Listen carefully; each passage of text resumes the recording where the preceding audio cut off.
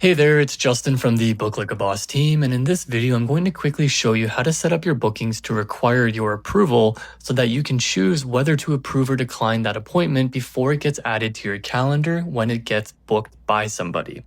Now, when you're on your dashboard and logged in, go over to your booking pages, then head into your appointments. Just for this example, I'll use this one-to-one consultation appointment to show you. So click on the three dots icon, then click on Edit. Scroll down to the bottom of the page, then you'll see a checkbox labeled Manual Approval. Right now it's unchecked, so if someone books this appointment, it will go straight into your calendar and you'll receive an email confirmation when that gets booked, and the person who booked it will also receive that same confirmation that it has been successfully booked. But if you check the box, then after the person books with you, they'll get a notification letting them know that their booking is pending approval. They'll also receive an email with that same message.